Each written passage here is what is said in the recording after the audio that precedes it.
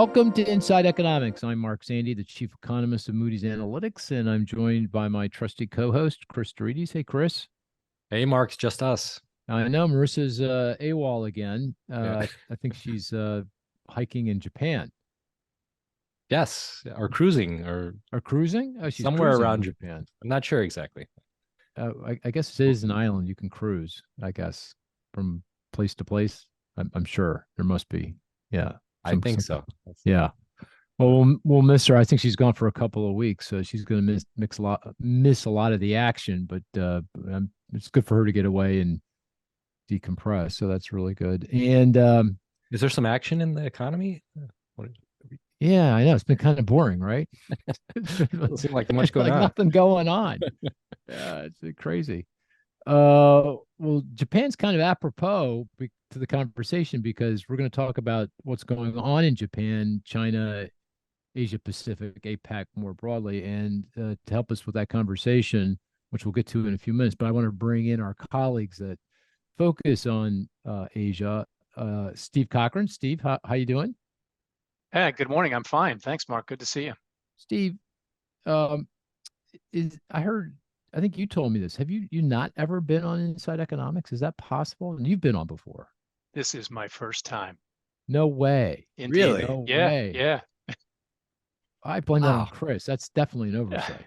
That's definitely an oversight. Because you've made your way back to the United States, but you were over in Singapore for, I don't know, 5-6 years. I was there for 5 years. Just came back 3 weeks 5 years. ago. Right. I would Yeah. blame the time zone on not being invited, except that you haven't introduced him yet, but Stefan, my colleague in Tokyo, is on our call today as well. So Yeah, but he's a young man. He's willing to get up at all hours or stay up at all hours. And unlike you, you're a little prima donna. I don't get up at early in the morning or late at night. No, that's actually the exact opposite. I don't think that's true at all, Yeah, Mark. that's actually opposite of the truth. And Steve, you've been with us for I don't know, since the beginning of time, right? How long have you been with Almost, me? yeah. So in February, it was my 30th anniversary. So Oh, it wasn't geez. quite founding days, but what actually became known in Singapore is that I was the seventh hire, Ah. and so I was 007. That's good. You're Yeah. 007. So uh Carl, my brother Paul, my best friend and I started the company and we were three. And then Celia, she must be was she Celia came just after. There were a couple of other research junior people? assistants, Yeah, junior people that were on the yeah, staff that were helping out. right. Yeah. Yeah. It's so funny. Yeah, number 7. Very cool. Yeah, and I remember I had to work really hard to convince you to come at the time, I think. No? My memory's a little bit different. Okay. I You were remember excited having to come. I remember having an interview, and I was excited to come, and you called me, or somebody called me and said, "Oh, we're not quite ready to hire at this time." Oh, And I'm like, really? That wasn't me. "Okay." Yeah. I don't. Yeah, must have been Carl. Carl. And then about 6 months later, again, maybe Carl called me back and said, "I think it's time to have a serious talk." And then things worked.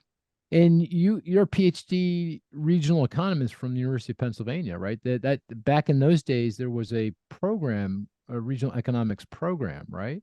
That's right. There was a program, the Department of Regional Science Regional basically science, right? took economic concepts, economic theory to model the spatial distribution of economic activity. And it was a perfect fit for me because my original degree as an undergrad was in urban and regional planning. So I had that mindset of where things go in space. And it was only when I worked overseas, after my undergrad, I did a Peace Corps stint in the Philippines and then a consulting stint in Indonesia, and really got interested in development economics. That's when I went back to Penn and did the regional science economics study. Well, we're glad to have you on board, and so sorry about being the first time. I find that surprising to be on Inside Economics, but good to have you. No good problem. To have you. Indeed, good to be with you today, Mark. And we got Stefan Angrick. Good to see you, Stefan. Mark, how are you? I'm good. I'm good. Stefan is hanging out today in Tokyo, I believe. That's Correct? right. Yep. And Correct. you're a newbie, though. I mean, how many years have you been with us? relative terms, I suppose. Yeah. Yeah. A bit more than 2 years now, I think. Oh, So it feels like longer than that. Is it only 2 years, really? I think No? so. Yeah. Okay, very Yeah. cool. Yeah. Well, you've done a lot in a little over 2 years. That's that, and Been busy. you're an interesting fella, right? Because you're of German background. You'll hear that in your accent, but you speak flawless Japanese, and the thing that surprises me every time I visit Japan, and I spend time with you and other Moody's colleagues, and we're visiting clients. Uh, Everyone is like so amazed at your Japanese, how good it is. Am I Yeah. mischaracterizing things? No? I think there's probably a good element of people being polite in that as well. No, no, no, no. No, you are amazing. Yeah. I mean, even these people are and Japanese is a tough language, right? I mean, that's one of the tougher languages out there, I believe. I No? think it's okay. I mean, I It's had more okay. trouble studying French in high school, so Oh, so you knew Japanese I kind of French found easier. too? You knew Well, French I too? don't, which kind of goes to the point about how that I found that a little bit more difficult. Well, Um, not very much German of is it right now. already a tough language, right? yeah, I find German tough Yeah, too. So Yeah. very much so. Very much so. But Yeah. a reminder, Mark, that Stefan also has some Chinese as well. Oh, I forgot about that. Yeah. Right. You know some Yeah. Mandarin? Yeah, I kind of came to Japanese by way of Chinese. I'd been studying China studies and computer science, economics in undergrad. Went to China for a year to improve my Chinese, and that was right during the global financial crisis. And I wanted to get a bit more into economics, do a PhD in economics on central banking in East Asia. And I figured what's the next best place to go, because I'd been to China, right? And figured, okay, Japan seems like a good place to go. So that's how I ended up here then, and picked up Japanese. So Very cool. yeah, Very kind cool. of a roundabout way. It's just an amazing, for an American who can't speak anything but English and doesn't really do that well either. It's just amazing to me, folks like you who can master multiple languages. It's like unfathomable to me. It's just amazing. So, and you do it so gracefully. I mean, it's just really, really fun to watch. But anyway, it's good to have you aboard. And you are a very astute observer of the Japanese economy. So I'm really glad to have you here to talk about this. But we'll come back. We'll come back. We've got this a little bit more parochial view here around the U.S. economy, and there's a lot to talk about, as Cris was joking about. And Cris, I guess here we are sitting Friday, September 29th. Does that date mean anything to you? Anything important going on in the next couple of days when it comes to the economy? Not your birthday. I don't think it's your birthday or anything, but you asked that question, I immediately think anniversary. I immediately, my brain already starts to, turn on the anxiety the day switch. the Beatles broke up in 1969. No, that's not No, what I'm thinking about. No. What is what's it's going on? a government shutdown. Government shutdown. Government October 1. I think that would be what? Sunday Midnight morning. Saturday. Oh, in Japan. Japan. No, isn't October 1st Sunday? Isn't Yes, it is. Oh, It okay, is. fine. Okay, very good. So we've been doing a lot of thinking around the government shutdown. Maybe I'll let you go first. What's your sense of what's going on and how it might play out, and what kind of economic impact it might have? I mean, I've got some pretty strong views. I'll interject, but maybe I'll let you just go first if you have a view, if you have a strong view. I always have a view. Yeah, I knew you did. Yeah, of course. Nothing good, right? This is another series of another unfortunate series of events here, right? Just like the debt ceiling earlier this year. Here we go again with a U.S. Congress that is showing an inability to govern. Even these are the basics, right? So I just worry about the image we're projecting around the globe. So I'd love to hear what Stefan thinks of all this, everything that's going on here. But in terms of domestically, I mean, this is not helpful, right? This is going to, even if it lasts just a brief period, we can come to some agreement in short order here. It's still disruptive, right? It might not have a direct economic impact. It might not cause a recession if it resolves very quickly, but people depend on these services. and we can go through the wide range of effects here. And I'm failing to see what the benefit is or what the other side is trying to accomplish. Right. Yeah. So, there's been, I think, 22, maybe 23 shutdowns since shutdowns became a thing. And actually, interestingly enough, they became a thing based on a 1980 court ruling that said that that the government had to shut down if they didn't have funding for the operations of the government.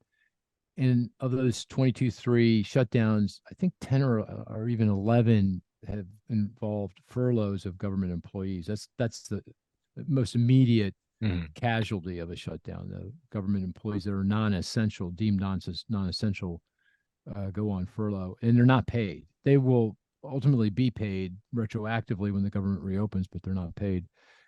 And historically, the shutdowns are short. They tend to be a week, 2 or 3, because the political pressures intensify pretty rapidly. People think just the way you talked that, what are you guys doing? This makes no sense whatsoever. Is this you're going to shut the government down over some kind of political statement? That makes no sense whatsoever. So the pressure is so intense that lawmakers, back down and they come to terms and we move forward. The longest shutdown was back in 2018-19 under President Trump, and that lasted 35 days. That you may remember, that was over the border wall. And someone reminded me that one of the key reasons why the president ultimately relented and the government reopened was that air traffic control workers who are essential, who have to go to work, were threatening that we're not going to work. I mean, we're not being paid. We got bills to pay. And so, you're going to have to figure this out.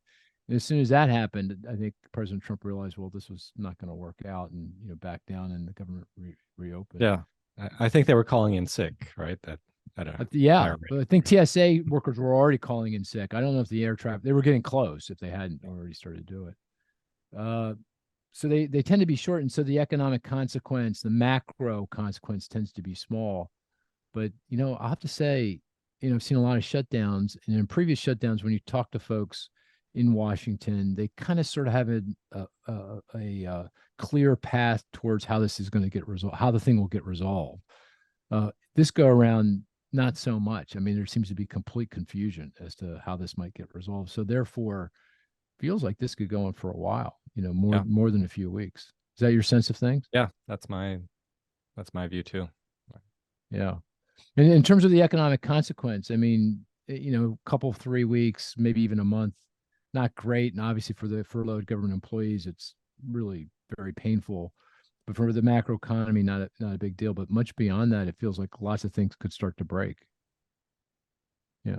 Yeah, especially as we've spoken about before, there are just a number of headwinds, right? This is not the only thing we're confronting, right?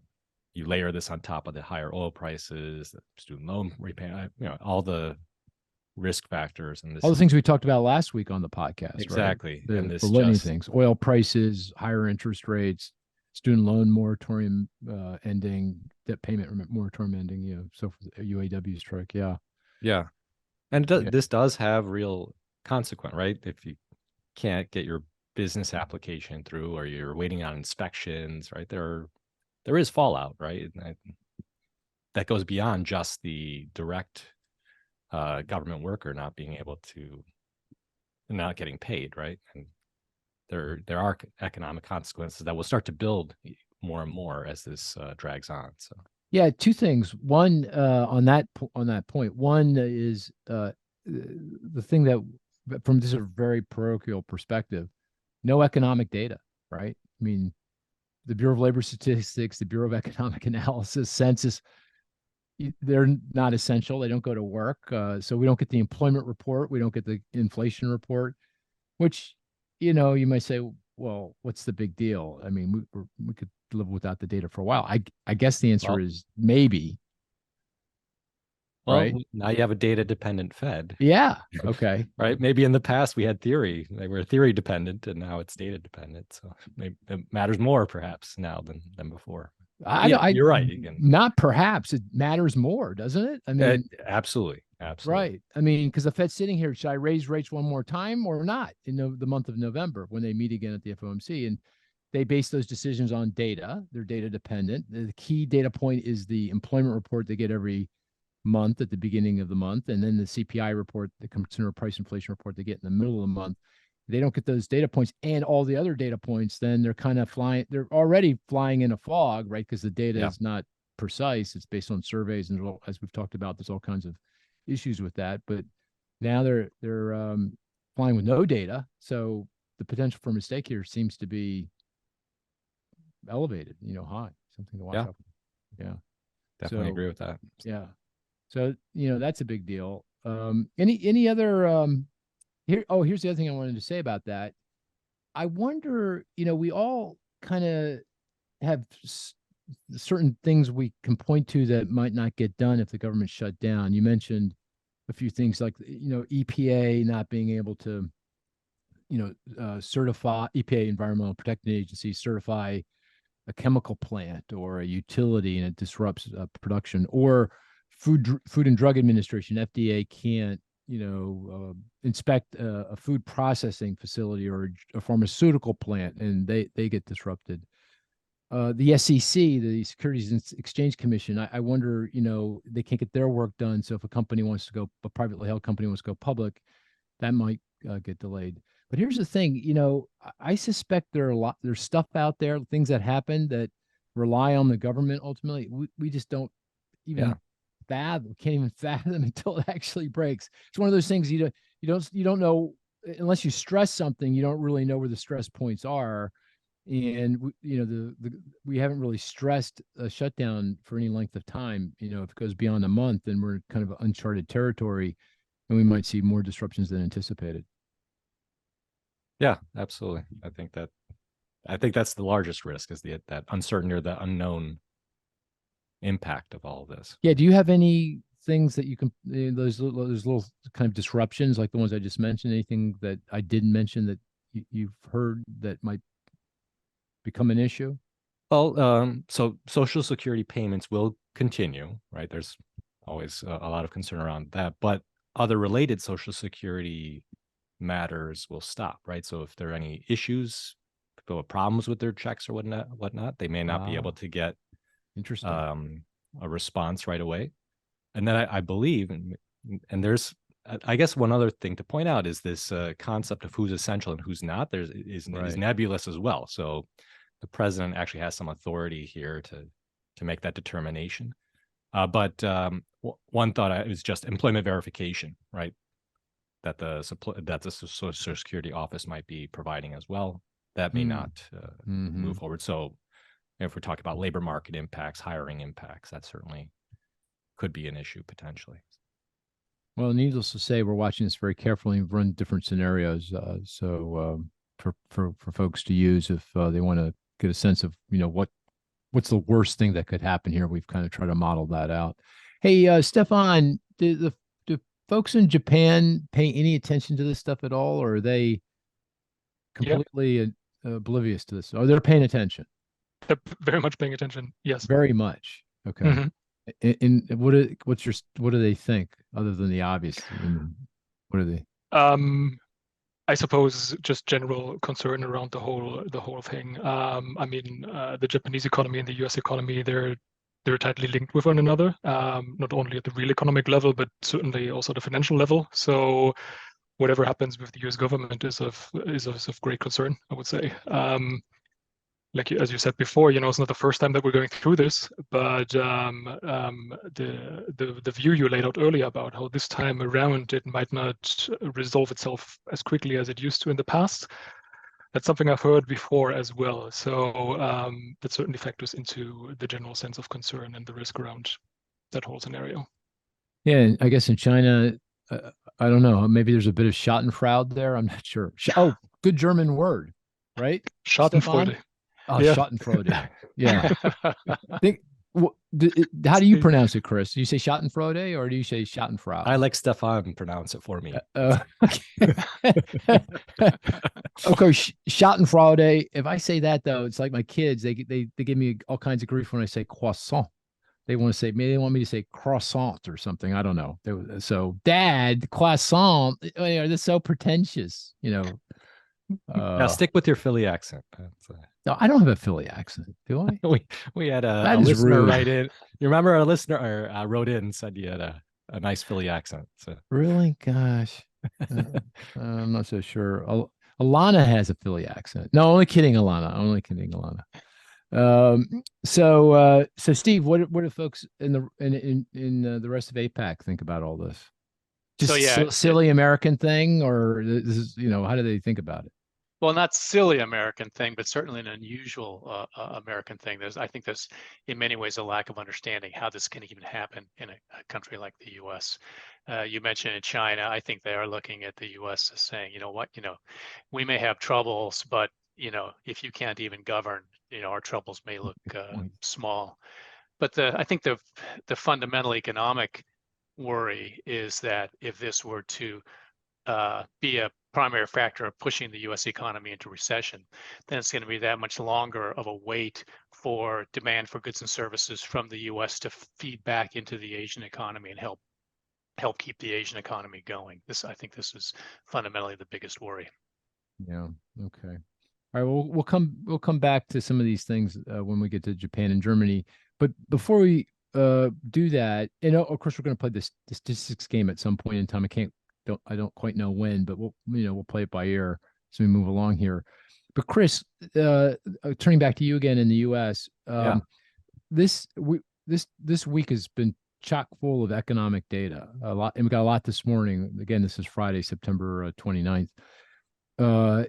GDP revisions, income, spending, more inflation statistics, housing, trade, investment spending. It's one of those weeks where, chock full of data. Of all the data series that came out this week, which one would you call out and why? I suppose it would be the PCE deflator, just because it is important for the PCE being personal consumption expenditure deflator, mm-hmm.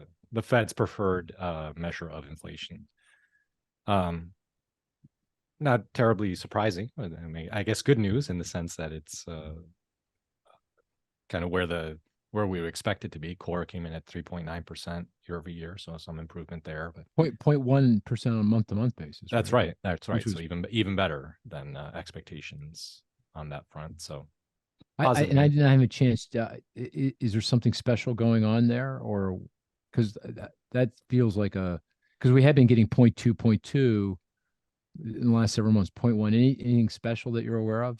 You may not have had time to digest the data either. I didn't digest it. Yeah, okay. Didn't have time, but I didn't see anything jump out. I think services prices were not as strong as perhaps expected. Okay. But again, have to take a closer look. But 0.1, you annualize that. That's no matter how you annualize, it's less than 2% per annum, right?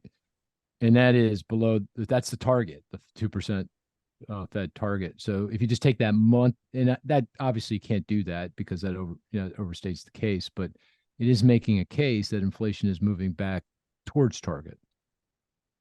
Yes, the only issue, as usual, is this is looking in the rearview mirror, right? This is for August, so we know the oil prices. We know they've continued to go up, and there's fear that those prices may be filtering their way through other parts of the economy. So this was good trend that we're on, but we know that the more recent data is troublesome. Let's put it that way. More recent data is troublesome. You mean the oil prices have been continuing to rise. Gas prices have been continuing to rise, right? So that's certainly something that's going to show up in the headline, right? Whether or not it's going to continue, it makes its way into the core next month.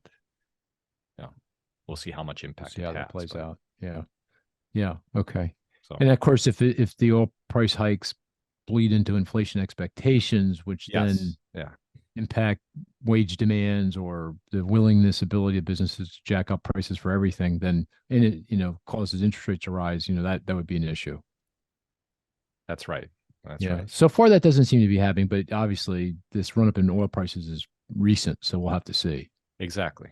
Yeah. So the report is a good one, but again, it's lagged, right? So. Right. What about the GDP revision? So we got GDP for Q2. This was the so-called third print, meaning this is the third time that the data for Q2 2023 was released. No revisions there, but it's part of this revision. We got these so-called comprehensive revisions, which are revisions that can be quite substantive, at least historically. They happen every 5 years, and the revisions go way back in time, years, even decades back in time. I haven't had really a good opportunity to dig deep, but my sense of it is that nothing really changed all that much. The revisions were kind of modest in the grand scheme of things compared to other revisions we've had historically. Is that your sense of it as well? Yeah, that's right. I didn't see anything huge. The one factor that did jump out at me was the GDI, gross domestic income. I don't know if you saw that was actually revised up. It had been. Oh, really? So the gap, there's still a gap between GDP and GDI, but it's not as wide as what we were seeing previously. So there had been some concern that the GDP would be actually revised down closer to the GDI. It looks like instead GDI has been revised up closer to GDP. So positive news there. And just for the listener, GDP, GDI, what are they? Gross domestic product and gross domestic income. Okay. Two different ways to measure the economy. One on a production basis, that's the GDP measure. One on an income basis, right? And in theory, the two measures should be equal to each other, right? One person's production should be another person's income, right? They're not, because there are statistical issues. There are lags in how things get measured. But these are two measures that economists have been paying attention to, because they had been diverging. So, and did I see this correctly, that the GDP numbers, particularly if you go back pre-pandemic, because again, these are revisions that go all the way back in time. If I go back pre-pandemic, the GDP growth rates were actually revised up a little bit, I believe, weren't they? Do I have that the right? historical ones? Yeah, historical. I believe so. Yeah, a little bit. Not a lot. Not a lot. But a little bit. And then you're also saying the gross domestic income more recently. You're more recently, which had been very weak. It's still weak, but it's not nearly as weak as it was. That's so right. What you're saying is when you take these revisions in their totality, it seems to suggest the economy might be on a bit firmer ground than we thought in the last couple of years. That's right. That's right. Okay. All right. Any other? I have one series I'm going to call out. But any other series any other data series this past week you want to call out? I'll save for the stats game. But okay. Go ahead. Oh, you might want to just mention the house price data that we just got the August house price data based on repeat sales. What did that show? Yep. So that's the Moody's Analytics house price index. It's showed strength. House prices continue to rebound here. It was let me see if I can remember it. I believe 0.8% on the month. Oh, really? Month over month. Positive year over year. I can't remember the exact number at the moment, but showing some renewed strength in house prices. Right, we had been decelerating for a while, but then over the last 2-3 months, we've seen prices firming up and actually rising on a national basis. I guess one interesting statistic I just calculated is that 47% of the markets that we track, the 400 plus housing markets, hit a new high this last month. So, we talk about the overall national picture. It shows one thing, but there are plenty of markets where they have not peaked. They continue to rise at a very aggressive rate. But I assume, given this recent surge in long-term interest rates, mortgage rates back over 7.5%, that's going to hit demand and presumably house prices. I think it has to. It's got to. Well, we've been forecasting it. It hasn't happened We've yet. We've been surprised so far. Because there's still quite a bit of underlying demand. People there are cash buyers and whatnot, but at some point, these higher rates have to have to bite, and I think Yeah. that'll be soon. Yeah. Okay. Let me, the one other statistic that came out this morning on trade, and this is a good segue into the conversation around what's going on in Asia. The trade deficit on a nominal basis declined pretty substantively in the month of August. Exports declined, imports declined, the whole trade volume declined. And I don't want to read too much into it because some of that's just price, because of the disinflation that we're seeing or deflation in some of these, on energy and goods and that kind of thing. I think that was significantly part behind the reduction in trade volumes in the month and over the past year. But even abstracting from that, it feels like the U.S. trade deficit has peaked at least for a while and is starting to narrow again. And that, that the deficit's narrowing and trade volumes are weakening, and that has implications, obviously for Asia, because Asia, China, Japan, the rest of Asia depends pretty heavily on trade. Do I have that right, Steve? I'm just turning to you. Is this an issue for the Asian economy, for the APAC economy? It is an issue for the APAC economy. The entire region, to a certain extent, is export dependent, and given the weakness in Europe, the slowdown in the U.S. economy, of course, the weakness in China, exports have been down in many cases by double digits over a year ago because of the slowdown in global trade. And in fact, global trade on not on a value basis, but extracting from price effects peaked last September and continues to fall globally. So it's still a waiting game in Asia for global trade to pick up and to really add a little extra juice to the economy. And it's not just Southeast Asia waiting for China or China waiting for demand from the U.S. It's the whole system that has slowed down, and it really needs to. It's going to have to. We're still waiting for it to pick up. How much of this do you think is just simply pandemic effects, right? I mean, during the teeth of the pandemic, back in 2020, trade, we all shifted to goods, right? We were sheltering in place. We couldn't spend on travel or restaurants or ball games. We were buying stuff. And that's what's we're talking about here in terms of global trade.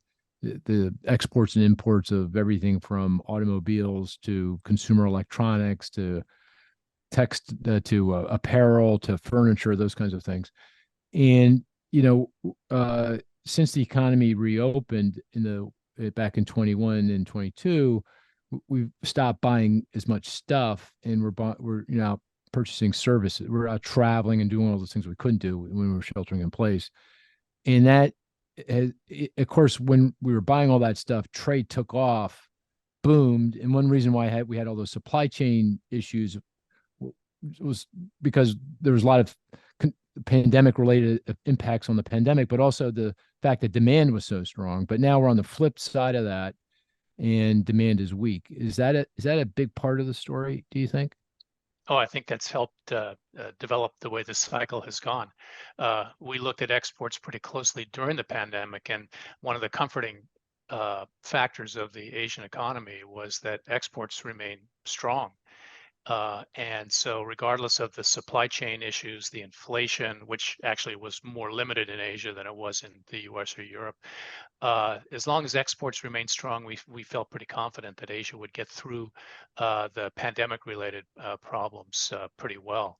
But then, as you said, the patterns of consumer spending changed both in North America and in Europe, and it could be seen very quickly. And we saw it in the semiconductor cycle of the drop in demand for semiconductors hitting directly South Korea, Taiwan, indirectly other electronics exporters. And that's just beginning to tick up. If you look at the global semiconductor index, it's turned a corner, but it's not. It's got a ways to go to actually pick up. But at least it's a signal that there's a little bit of improved demand, maybe filtering through from production of goods. So you're sensing that we're getting to the other side of these pandemic effects then? I think there's a good chance that we are. Yeah. We're not seeing it in the actual IP data. In fact, IP is quite industrial weak. production. Yeah. Industrial production, exactly. Yeah. So industrial production and trade are two data series across the region that I'm looking at very, very carefully right now. Hey, Stefan, in Japan, same deal. Is trade been off, and is it related to these pandemic effects we were just discussing? Yeah, I would say so. I don't know when I picked this up, but what I was right is that U.S. consumers are looking for holidays rather than goods, to explain why, aside from a few categories, goods exports are not doing so well, but services exports are doing pretty well, and I think that's similar across the region more broadly. Maybe one other area where you see this is in car exports. You've spoken about this on the podcast before as well, right?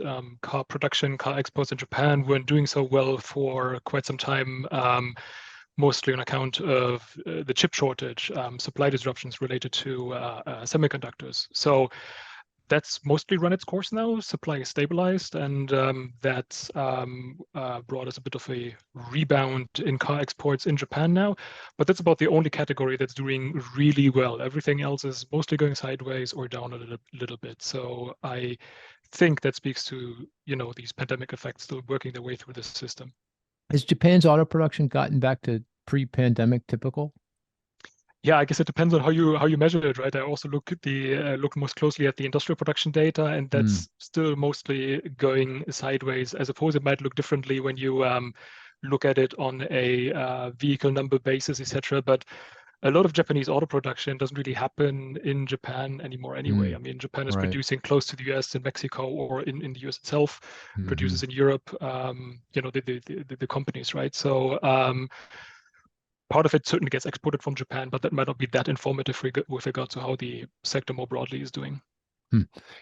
Steve, sticking on trade, could another reason for the kind of weak trade be the so-called decoupling between the U.S. and Chinese economies? This is the idea that, when China entered into the World Trade Organization in 2001, up until President Trump and the trade wars, China boomed. A lot because of his advantageous cost structure, global production moved aggressively into China, and they became a powerhouse. And since President Trump and now with President Biden, there's just a lot of angst around the relationship between U.S. and China, and the U.S. has been, at least from my perch, moving away from China, and China moving away from the U.S. Do you think that's also playing a role here in terms of the weakening in trade? First of all, do I have that? Did I characterize that right? Do you think that's what's happening?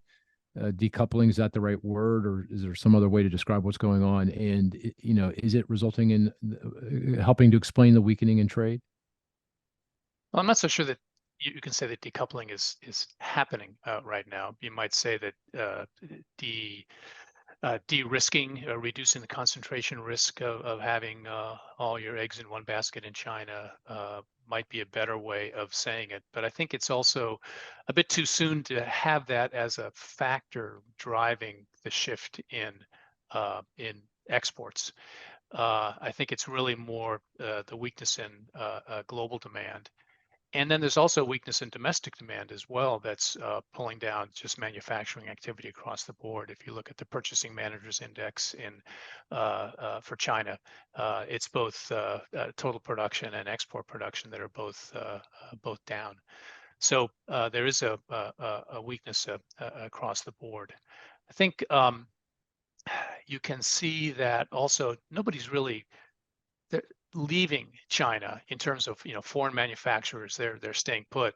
There's simply there is a slowdown right now in new foreign direct investment into China. You can see that there's this pause right now, and I think that's related a lot to some of the regulatory uncertainty in China of what new investors may face as they move into China and do business in China.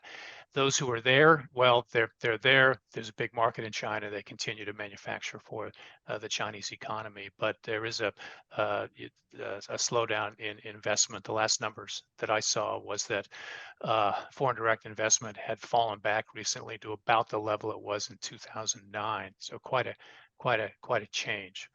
So the potential for decoupling is there. And we certainly see some investment moving to other countries.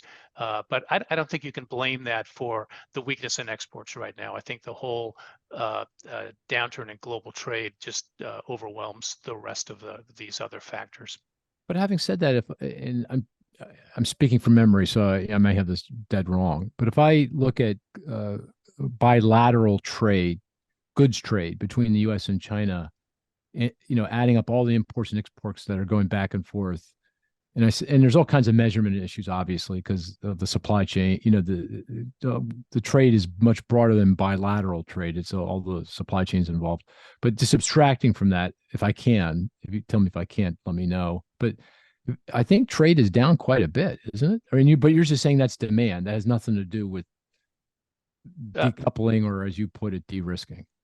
Yeah, well, in a sense, when you break out the trade, you can see a little bit of a shift in these trade patterns that could indicate the beginning of de-risking or decoupling, and that is that when you look at imports into the U.S. from China of final goods, they're pretty strong, and of course, Americans buy a ton of stuff from China.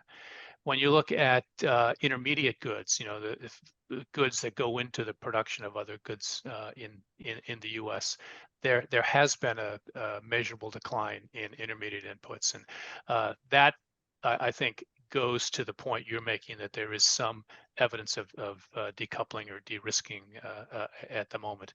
And this is more, in a sense, more of the high-tech components, some of those that are being affected by some of the Western sanctions, and also some of the policies to try to attract reshoring of manufacturing. Although that's still in the beginning phases of the impact from that. When I say decoupling and you say de-risking, are you just being PC? I mean, what's the difference? I mean, bottom line, it just means less investment, trade, travel, data transfer. Everything is less, isn't it? Yes, maybe de-risking, but isn't that decoupling? What's the difference? Well, maybe there's not much of a difference, and maybe it's that we're you've been in Asia too long. That's what's going on. I know. Yeah. And you're very PC. The way I look at, tell me I'm wrong. Tell me I'm wrong. I think it's too soon to say that there's going to be an outright decoupling. Of course, I'm not quite sure what outright decoupling even means, but there will certainly be a broader distribution of foreign direct investment around the world. Our economies are less engaged with each other. We're doing less trade. We're investing less in each other. We're traveling. Travel is definitely down. The number of Chinese students that came to U.S. That have been coming to American universities, that's, correct me if I'm wrong, but I think that's way down as well. Isn't that feels like we're okay? Let's maybe pick a neutral road. We're disengaging. How about that? Disengage. I'd go with that. Yeah, okay, that sounds like a good term, actually, because the points you make actually are really important in terms of the reduction in trade, which could lead to higher costs longer term because we're not producing in the lowest cost location. And I think there's a huge risk in terms of the point you make of fewer students coming to the U.S. and the other way around, and sharing research and sharing knowledge and so forth. That's got to slow down the pace of research and knowledge and new products and such. And that I worry about that quite a bit, actually. Stefan, do you have a view on this whole decoupling, disengagement, de-risking? Or you probably got another German word you can use. Good gosh, no. We make one up though. I agree with Steve. It's just very hard to see evidence of this happening in the data yet, because you've got all of these bigger effects that have to do with the pandemic, the surge in global inflation that is throwing the nominal trade data one way and the volumes might be going the other. Then you've got these changed consumption patterns, goods, services, certain types of goods, right? Travel coming back, roaring back in a couple of places, but still not being quite back in other places. That it just makes it very, very hard to say what is due to what when you've got these big shifts in global trade, like FTAs and whatever. Ideally, you have a long time series with a well-established trend, and then you can think about a counterfactual. But right now, good luck trying to get that out of the data, right? It's just very hard to say. I think the investment numbers Steve spoke to, they're perhaps the clearest evidence so far that you have some sort of disengagement happening. Investment into China is just down quite a bit. And if that's the way things go, then maybe decoupling isn't a sort of big bang type event that happens suddenly, but might be a little bit more of a slow burn where companies just sort of don't reinvest in China and then capital depreciates, and then that goes on for some time, and in that way you decouple, or whatever term we want to center on. Hey, Cris, you may not have a view on this, but do you? Of course I do. Of course. Far away. Yeah. Is it consistent with mine or with these other two fellows? I'm going with the crowd this time. Oh. Far away. Decoupled, right? I think coupling is too binary, right? You're either coupled or you're not, right? It's on or off. You're either together, linked together, or you're not. And that doesn't describe the situation here. We're going to continue to be linked with China to some degree, right? It's just going to be less than it was in the past. Okay, fair point. I think that's that's the reason why I think decoupling may not be the right term. Okay, well, let's take it to the next step. And let me preface this by saying, I've said this before, I believe, on the podcast. I do think I am guilty of what is known as home bias. Home bias meaning you think your economy, where you live, is better than everywhere else. It's just better. And I don't think that's universally true, by the way. We've talked about this in the past. Culturally, Americans tend to have, I think, more home bias than probably a lot of other cultures. That's just my observation, traveling the world. Just nothing scientific there. Just a different kind of worldview. So I'm sure I'm guilty of it. I'm self-aware of it. I don't know that I correct for it. But anyway, with that as a preface, my sense is that China's best days are behind it, at least, for the foreseeable future, not forever. I'm not making that kind of grand statement, but, for the next decade or two. I mean, the last 2 decades for China have been just meteoric, parabolic, kind of growth. And that's over. And the next 10, 20 years are going to be more difficult, much more of a slog. And one of the reasons for that is, in my view, the U.S. and China, they'll never decouple, but they are decoupling. That, we are moving away from each other. We are definitely reorienting our economies in a pretty rapid way. And that hurts everybody. It's no good for anybody, the U.S., China, globally, but it hurts China a lot more because China is a much more open economy. China feasted on the globalization of the economy, and with deglobalization, given that their domestic economy is still struggling to figure out how to get going for lots of fundamental reasons, that it's going to be a bit of a slog. And then you've got a range of other issues that just add onto that narrative. The high leverage. I mean, China has used borrowing in the household sector, corporate sector, local government sector to help, drive economic growth through, tougher times. The poster child for that's the real estate market, which is now vastly overbuilt, built on a lot of debt, and a lot of that debt is now going bad. You've got, issues with a lot of activity being pushed into state-owned enterprises, kind of a move away from the efforts by previous Chinese administrations to push it into the private sector, it's now coming back into state-owned enterprises, and they tend to be highly bureaucratic and very unproductive, and therefore it's going to be a problem in terms of generating innovation, entrepreneurship, and so forth and so on. You've got a government that is, and then I'll say one more thing and I'll stop and turn it back to you and get your reaction. You got a government that is, I think it's fair to say, inclined to kind of autocratic rule. I mean, it's one guy, kind of running the show, and that I don't think is conducive to a well-functioning economy in the long run. And I understand there's reasons for that, but that's kind of sort of where we're headed, where it feels like it's headed. There's the demographics and the decline in the working age population. I can go on and on and on. Okay, I'll stop. Steve, am I completely infected by home bias here, or what? And obviously acknowledging you're an American as well. So, but you've been there for a number of years, and you've observed a lot what's going on there. How do you feel about all that? Yeah.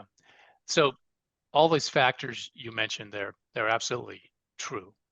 And I think you need to separate the near-term imbalances in the economy, if you can call them that, with separate those from the longer-term trends. I mean, there are very, very serious imbalances.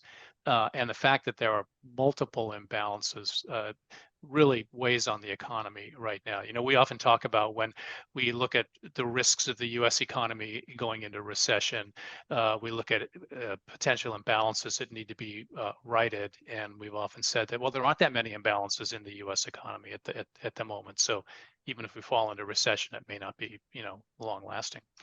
But I mean, I can think of 5 big imbalances in which there's no certain answer to the outcome right now. And you addressed, I think, all of these actually. One is the property sector, and that's probably the biggest imbalance in terms of the huge amount of debt and the lack of demand now for housing.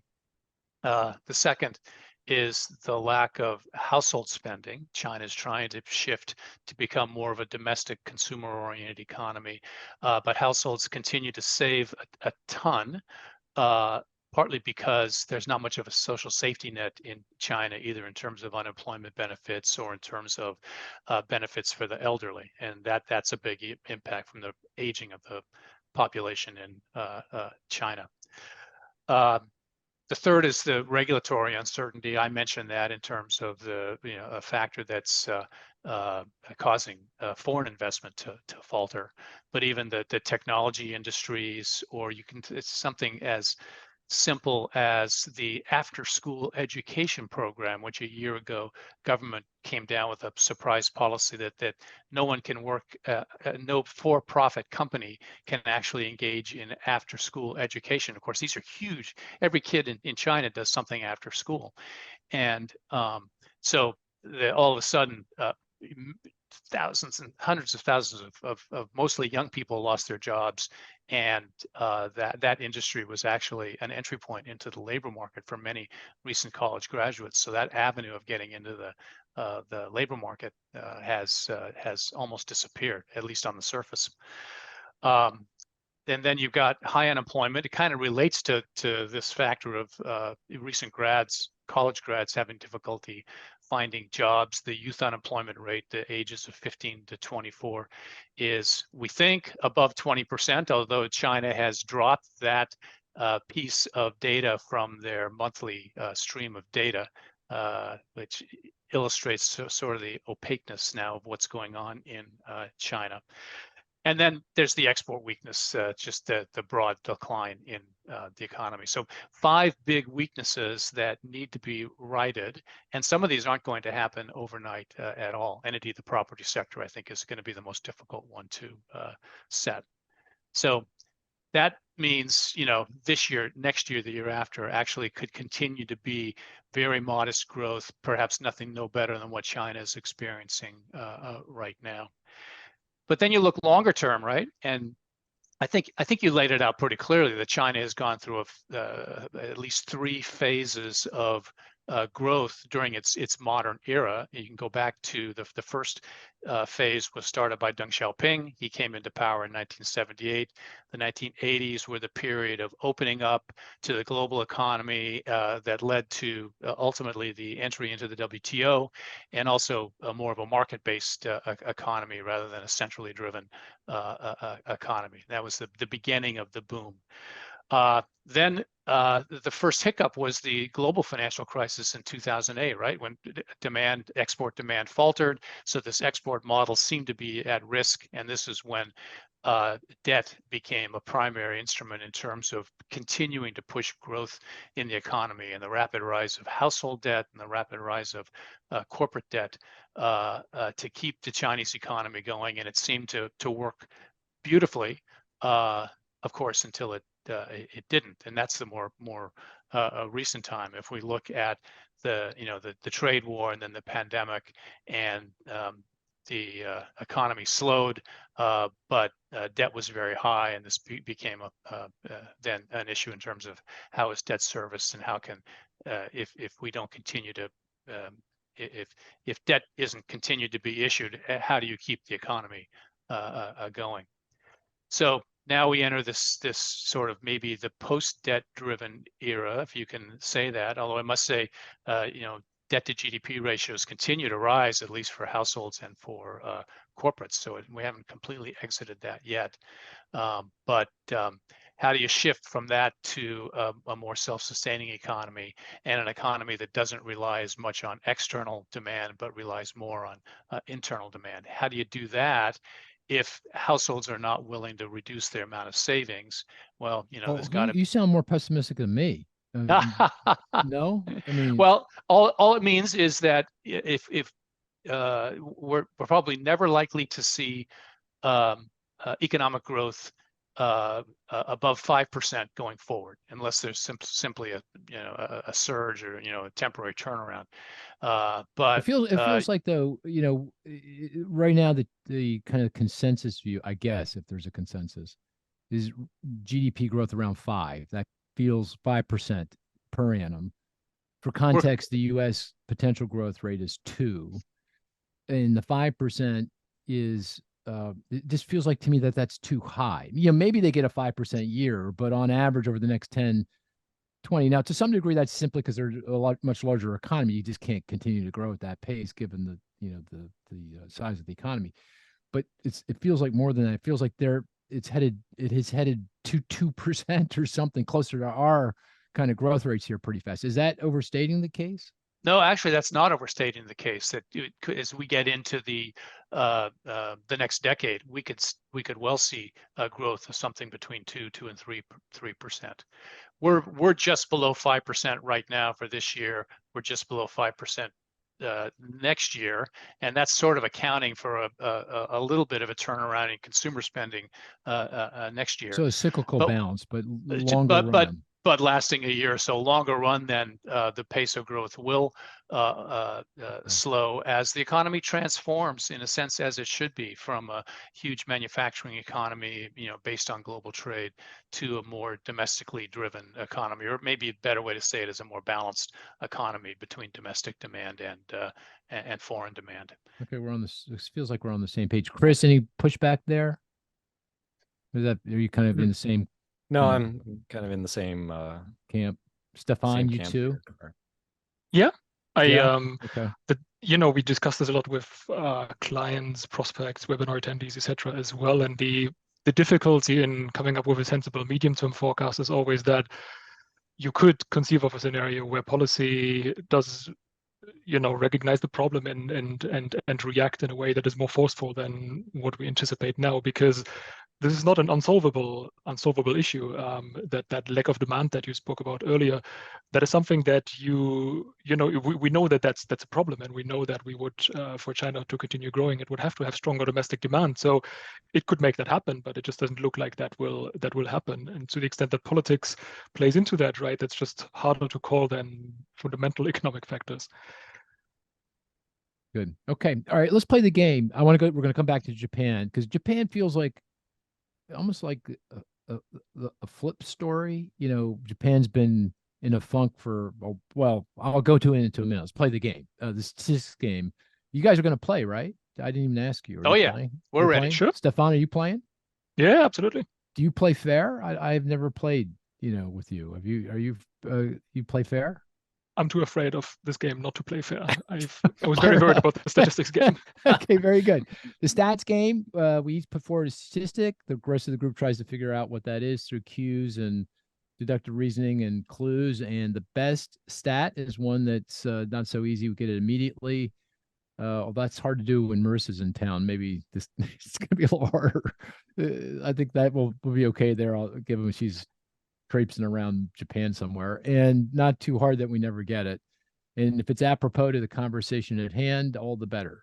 Steve, you want to go first? Sure, I'd be happy to. Yeah. All right. So my number is minus 38%. That's a big number. Is it related to what's going on in Asia? Yes. China specifically. Yes. Okay. Is it trade related? No.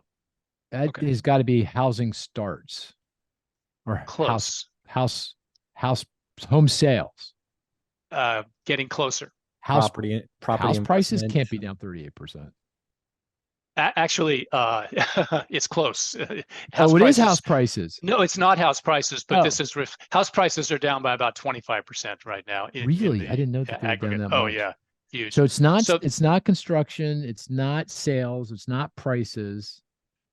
Well, it's a broad measure. So I'll Okay. tell you, it's the decline from peak, which was in April of 2021, of total real estate investment. Okay. So it's kind of like construction. It's like the So value. Yeah. It's not a number. It's not a unit. It's the value. That is correct. Okay. And is it real? Is that real or nominal? Do you know? This is nominal. Nominal dollars. Nominal yuan, I guess. Yeah. Or- Yeah. Yeah. Okay. Interest down 38% from the peak. Okay. Yeah. Do you want to explain? Well, and that that's when the housing market began to falter. That back then in 2021 or a bit before that was when policy changed. The so-called 3 red lines were put into place that limited mortgage borrowing, number of units that one could buy. It limited second home purchases, third home purchases, and so forth, and put some restrictions on property development as well. And so that was the beginning of the downturn in the housing market. That's also about when the equity market began to falter as well. And the equity market since that time is down by about 25% in China. So it illustrates my earlier point that I think the biggest problem right now in China is at least stabilizing the property development sector in China. It has such an impact broadly across the economy, both in terms of the financial side of the economy and in terms of the real economy, jobs, income, the multiplier effect that we know that construction has everywhere. So there had been some concern that the collapse, I think that's the right word, collapse in the Japanese property markets would reverberate around the global economy, come back here, haunt us in the U.S. That hasn't seemed to have happened. Should we be concerned about that? Well, it seems like, at least from the financial point of view, that much of it is contained within China. Much of the financing for housing and real estate development is within China. So I don't think the direct effect, unless there's something we don't know, is not so great. But the indirect effect, again, the demand, there's a tremendous amount of import demand for basic commodities that goes into the construction industry, whether it be copper or steel or cement, things like that. That has an impact, not so much on the U.S. economy, but on the broader Asia economy. Australia, in particular, a big supplier of commodities for construction purposes in China. So there could very well be some indirect effects from the construction industry. But this isn't going to be the thing that does the global or U.S. economy in. It's not. I don't think that's not so. what this is. Yeah. I don't think so. In fact, it could be. I'm just putting words in your mouth, but let's see if you go along with them, that it might actually be a positive thing in the near term because it's slowing things down and taking pressure off in global inflation? Is that one way of thinking? Because you mentioned commodities and other, less demand, therefore lower prices, or am I stretching? Well, it did. And in fact, again, that was one of the more positive things about the Asia Pacific economy, that was inflation didn't go up as high as in the West, and it began coming down. But as Cris was noting, in August, he was noting for the US in August, about half of the Asia Pacific economies had an uptick in inflation, and a measurable uptick in inflation, but it wasn't because of anything going on in China. It was rice prices and fuel prices. So again, hopefully temporary. Okay, Steve, excuse me, Cris, you're up. What's your statistic? Would you like one that's relevant to the Japan-China discussion, or go ahead. Let's test these guys out. I mean, Steve, did you see how gracefully I got to your statistic? I mean, Cris helped a little bit. I think. You're a great MC, Mark. You manage these really very, very well. I didn't mean it that way. I was like angling for, like, my prowess as the stat game player, not. Oh, well, we'll see how you do this time around. Okay, very good. Okay, Cris, go ahead, fire away. I'll throw out two then. Two? I think Japan and China. Oh, okay. I just gave it away. All right. 1.1 trillion and 822 billion. I know what it is. Dollars. Yes. I know exactly. I knew you would. I know immediately. I'm laying it up for you. And I'm gonna laud it over these two other guys, because they're gonna like squirm. They're gonna try to figure it out. They don't know. Oh, what is it? What is it? I can tell you right away what it is. Come on, give them a chance. Give them a chance. No, that's Stefan. We are on the hot box here. Do you want to? I was going to pass it on to you, man. Treasury holdings. Oh, yeah, you got it. Oh, very good. Very good, Stefan. Excellent. Very good. I knew he's good. He's good. That's great. So go ahead. That's a good statistic, Cris. Yeah, U.S. Treasury holdings of the Japanese 1.1 trillion, which is they're the leader, the largest holdings across the globe, and China is in second place at 822 billion. Still a very large amount, and I think underscores this lack of decoupling. We can't fully decouple, right? There's so much exposure between our two economies that it could certainly reduce, but getting to zero that's not happening. So yeah, that's a good one. I want to come back to that too, in the context of this run up in interest rates, because there's a lot of chatter that what's going on in Japan around monetary policies at the root of all this. But before we do that, Stefan, you're up. What's your stat? And by the way, great. You played the game great. Yeah. I wish I had taken the statistics, because I was racking my head earlier. But what sort of statistics I should use for ChatGPT or Bard or that kind of stuff? That was. I should have. Yeah, I should have. Right. The one that I came up with, we haven't quite gotten around to that yet, but let's see if we can get there. It's a number of times something has happened. Okay, so the number is 179. 179 times. Yes. This has happened. In Japan? In Japan. This is out of a total of 391. It has something to do with monetary policy? Yeah. Is it related to interest rate moves? No. Indirectly, sort of. But indirectly. You're not quite there yet. Yeah. I know. It's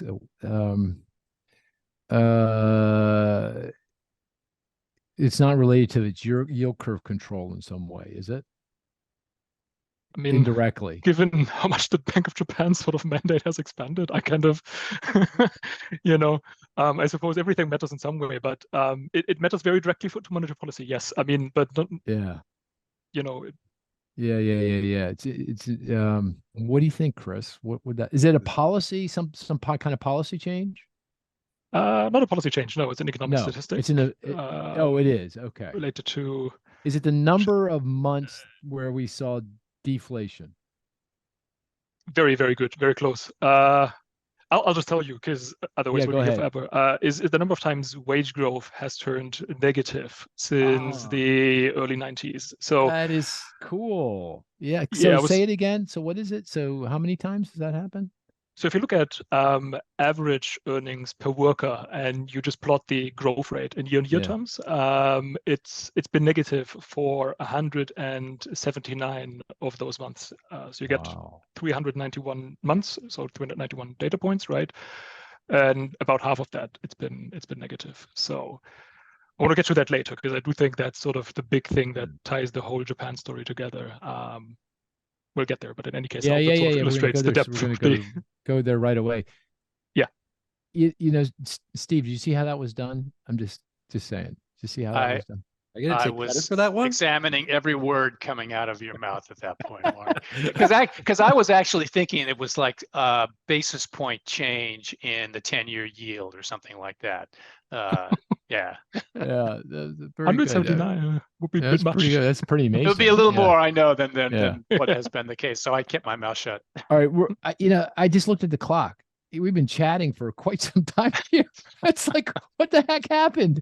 So we got to get moving. I'm gonna skip my statistic for the sake of time because I know I was it's late in Tokyo. It's a Friday night, so it's fine. It's Friday night. Yeah, it's Friday night. It's Friday night in Tokyo. Okay, so Stefan, yes. Sort of my thinking around Japan is it's been a mess for a long time. 1990 kind of is in my mind as kind of the point in time where Japan went from being this kind of boom, meteoric rise to basically going nowhere fast. And that's a long time ago. Mm-hmm. And Japan's been struggling with trying to get out of this, let's call it a funk. Is there a good German word for funk? You know what I'm saying? Good. Nothing I could think of that would be quite as elegant. Is there a good Japanese word for funk? What do the Japanese call it? I suppose I would say funk as well. Funk as well. I don't know. Okay, it's a good word actually. It's a really good word. It's a good word. Yeah, very good word. Funk. And meaning disinflation, deflation. Obviously the population growth has been declining. Growth has been very slow. You mentioned that great statistic about real wages falling on a consistent basis. It's been really going nowhere fast. But it now feels somehow, some way, and I'm not saying we're going to go back to the meteoric kind of growth we've had, back in the 70s and 80s, but it feels like Japan's kind of broken free from the funk, that kind of sort of black hole, partly because of the pandemic and the policy response to that pandemic. All the fiscal stimulus, all the monetary stimulus seems to have pushed things forward. We're now starting to see positive wage growth, not, consistent positive wage growth. Inflation feels like it's now back closer to target. The Bank of Japan is now even starting to tighten monetary policy a little bit. I mentioned yield curve control. Maybe you could talk about that a little bit. Do I have this right? So that the next 10 years, not forever, but the next 10 years, the foreseeable future, Japan might have a kind of a brighter economic outlook. Am I overstating the case, or what do you think? No, I think there's a lot of what you said is true. Japan is getting a lot of attention at the moment. It's also something I've noticed, which I think is due to a couple of different things. We've had a pretty solid run of data over the last year, and you spoke to the GDP numbers. The other macro data has been looking pretty good as well. Stock market has done well, and wage and price dynamics are undergoing pretty big shifts if you compare to what happened the last 30 years, right? I think there's also the recognition out there that Japan has done pretty well over the last 10 to 20 years even. It's very hard to say when the lost decades that you point to there, the 1990s, did that stretch into the 2000s? When did it start? When did it stop? It's kind of hard to say, but what I like to look at is per capita GDP growth. And if you plot that from, I think, 2000 to now, Japan has basically done about as well as every other G7 economy, which is not something that I think is widely appreciated. Yeah, of course you have those challenging demographics that kind of ruin the aggregate macro numbers, so no one really notices that growth is pretty decent on that level. But I think it's so the funk is really demographic. It's like the declining population is really the funk, right? It's a part of it. It's a good part of it. I don't want to overstate the role of demographics, but it does ruin your macro numbers. So there's no debate about that. What I'm a little worried about is whether it's as much about perception as it is about facts, because Japan is a pretty stable place, and you've noticed this when you come here, right? It's the stability is I always say it's a feature, it's not a bug, right? We used to say they said in computer science when there was a problem, it's not a bug, it's a feature. So it's not a place that changes suddenly. So to that extent, all of these things that I would argue are a strength of the Japanese economy, they didn't just appear somewhere out of nowhere. They've been around for some time. So I'm a little bit worried that all the attention Japan is getting right now is external and then might also evaporate very quickly. So yeah, that maybe puts a little bit of an asterisk onto the whole story. But broadly, I agree. I'm pretty positive on the long run in Japan. In this kind of improved picture, kind of post-pandemic, do you think in what you're saying is that may be overstating the case, because it really wasn't quite as bad as it seems looking at the aggregate statistics? Because if you're in a world of declining population, it's it's going to be pretty hard to get big growth rates. And you're saying that's a feature and not a bug anyway. There's people they're okay with kind of steady as you go kind of growth, stable, low unemployment. I mean, the unemployment rate in Japan is what, 2.7, 2.8, it's rock solid. 2.7. Never really rose during the pandemic, maybe on the margin really. And therefore you're giving up that kind of meteoric growth for this kind of stability, in the economy. And that seems like a pretty good trade-off, at least for the Japanese people.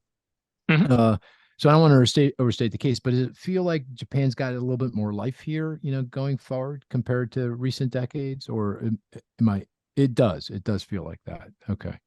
Potentially, yeah. I think the context, of course, matters. All of that decoupling stuff that we talked about earlier, that does play into how people look at Japan. If you're decoupling, if you're trying to reduce concentration risk, and you're trying to find a new place that still makes stuff, right? Japan is an economy that still has a pretty large manufacturing sector, and of course, Japan will be high up on that list.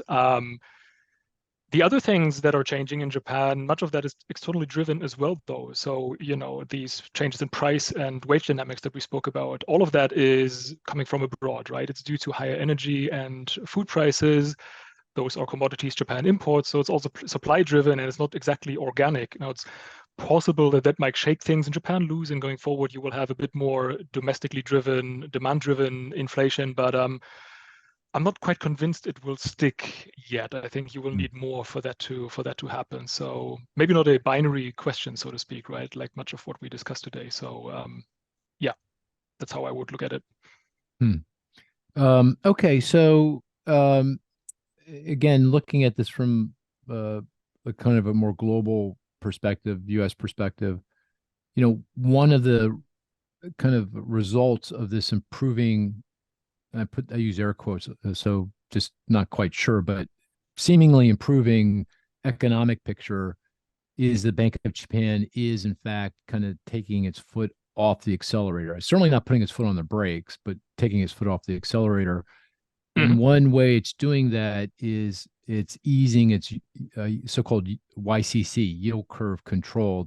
Basically, bottom line, tell me if I'm wrong, but that is the BOJ, the Bank of Japan, had previously, it still is targeting long-term interest rates and doing whatever it needs to do to make sure that the long-term interest rates don't rise above a certain level. They've lifted the caps on that those long-term interest rates, and so Japanese long rates have started to rise, and there has been this chatter in the global marketplace, bond market, fixed income markets, that is one of the reasons for why we're seeing global interest rates rise, why 10-year treasury yields in the United States are now 4.5%. If you go back a month ago, 2 months ago, they were 3.5%. If you go back, 3 years ago, they were below 2. Obviously lots of things going on there, but one of the things going on there is this relaxation of the cap on Japanese long-term interest rates. What do you think of that story? Do you buy into that? Not quite, I would say. The reason is mostly because the changes on the long end are they're just too small, I feel like, for that to matter to that extent. So maybe just to step back a little bit, the way you characterize BOJ policy is 100% correct. They have this policy where they peg the 10-year government bond yield within a certain corridor, and they've been increasing the range within which it could fluctuate around that 0% target. They've been saying that they're not really moving away from the policy. They want to maintain, they want to continue to ease, but that's, you're raising interest rates. So you don't make easing more sustainable by raising interest rates. So it's interest rates are going up. So to that extent, they are tightening. That's correct. Why? The reason I'm not 100% convinced it's having that big of an effect on global bond markets has to do with everything else that's going on. I mean, interest rates have gone up a little bit, but they're now 0.7, 0.8, starting from 0.5. So that's like 20, 30 bips, right? Before that, they were at 25. So these are pretty modest changes. So I think interest rates would have to go up quite a bit more for Japanese investors really to pull out of US markets and then invest more at home. There's other factors as well. I mean, Japan has a big external surplus, a big current account surplus, and that generates revenue abroad, which will want to get invested somewhere.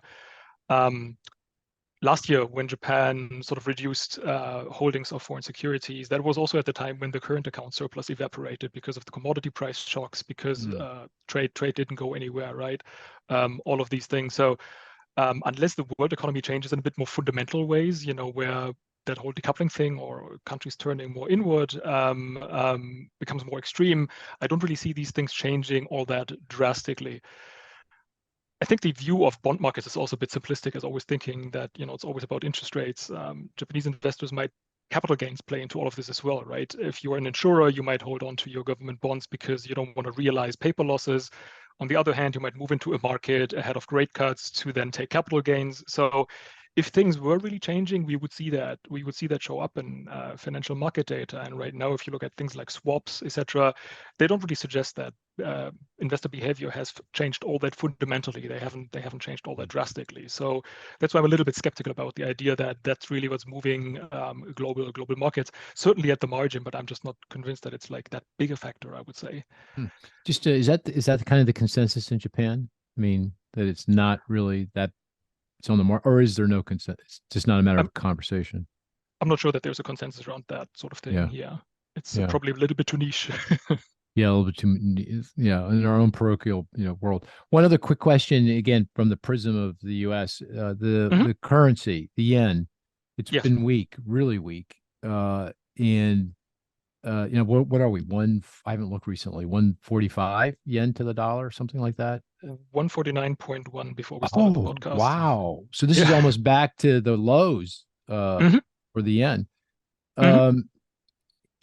So what's going on there? And is that just relative monetary policy? The kind of the Japan BOJ is just, even though it's taking the foot off the brakes, the other countries are putting their foot on the brakes. So that interest rate differential is driving this. Is that all that is? What's going on here?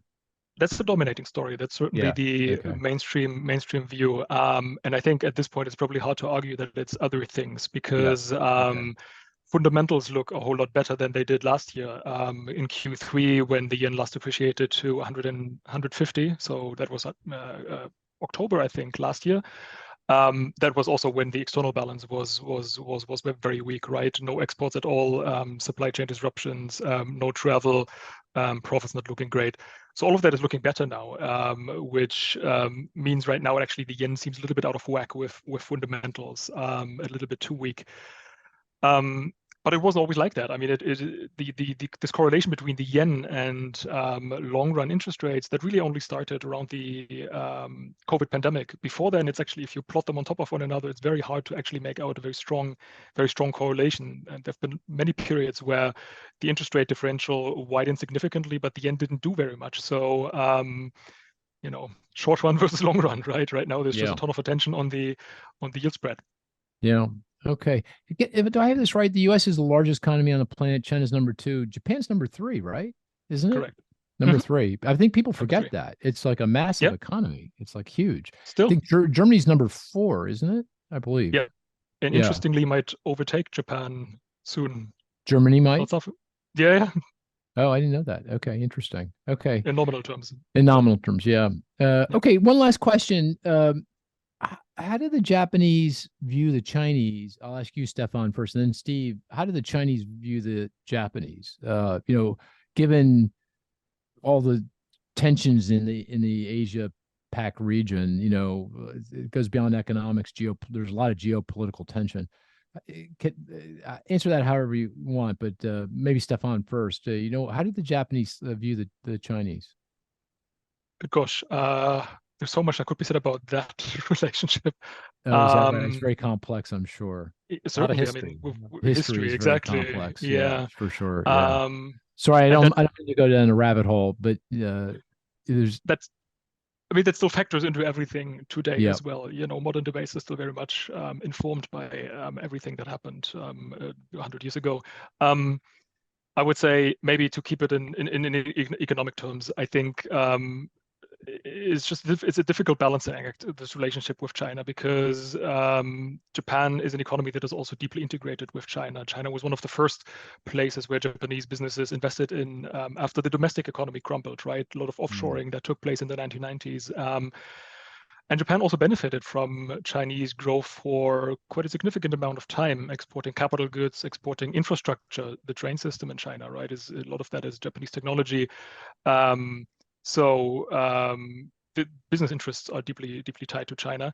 But on the other hand, on the political level, things are not quite as comfortable. You still have territorial conflicts, you have geopolitical tensions, and that's certainly increased in recent years, over the last 10 years or so. So a difficult relationship, maybe, to sum it up. Right. And Steve, you want what's the Chinese perspective on the Japanese economy? I think it's quite similar. Similar, yeah. And I think actually this goes back centuries. That the balance of power is shifted one way or another. There is an excellent book I would recommend for anyone to read by Ezra Vogel, who was a professor at Harvard. And he wrote a book, I think the title was simply Japan and China or something like that. And it traced this relationship from the beginning of time. Absolutely fascinating book. And how the two countries have benefited from their relationship, but it's always been a contentious relationship since, for centuries. Oh yeah, I got to read that book. We'll put that in the podcast notes so the listener can get to it easily. So, well, good. We're long in the tooth here, as they say, and I think we need to call it quits. Let Stefan go get some rest, and I want to thank you guys. I mean, the conversation was wonderful. It just shows the depth of knowledge, that you have. So, thank you. And the fact that you got Cris to agree with you, I don't know, that says a whole lot, but maybe. Hey, what is that? I like that. I'll take Cris on my side. I love you, Cris. I'm just teasing. You know that. Take that as a win. Yeah, I take that as a win. Absolutely. Okay. With that, we're going to call this. I think we're going to, unless you guys object, I'm sure you're not going to object. Hearing no objections, we're going to call this a podcast. Take care, everyone.